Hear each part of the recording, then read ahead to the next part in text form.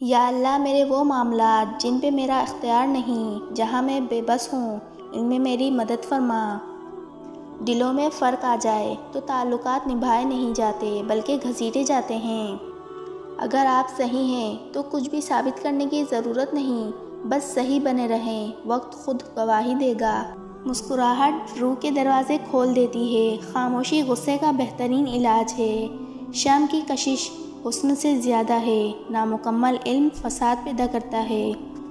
قرآن پاک بار بار کہتا ہے، نا امید نہ ہو، کمزور نہ پڑو، غمگین نہ ہو، بے شک اللہ ہر چیز پر قادر ہے۔ وقت آپ کو بتا دیتا ہے کہ لوگ کیا تھے اور آپ کیا سمجھتے تھے۔ درود شریف وہ واحد عبادت ہے جسے قبول ہونا ہی ہوتا ہے۔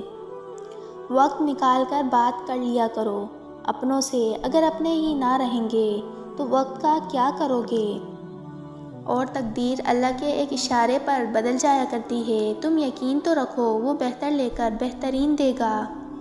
مایوس وہ ہوتا ہے جو اللہ پر یقین نہیں رکھتا، اور محروم وہ ہوتا ہے جو اللہ کی نعمتوں کا شکر ادا نہیں کرتا۔ کامیابی کا سفر نماز اور قرآن کے بغیر ادھورا ہے۔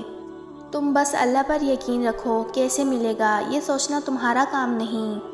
بولنا سب کو آتا ہے، بس کسی کا دماغ بولتا ہے، کسی کا اخلاق بولتا ہے اور کسی کی زبان۔ مصیبت کے وقت گھبرا جانا مصیبت سے بڑی مصیبت ہے۔ جب رب راضی ہونے لگتا ہے تو بندے کو اپنے عیبوں کا پتہ چلنا شروع ہو جاتا ہے، اور یہی اس کی رحمت کی پہلی نشانی ہے۔ مایوس ہونے والے شخص پر تعجب ہوتا ہے جبکہ اس کے پاس استغفار کی قوت موجود ہے۔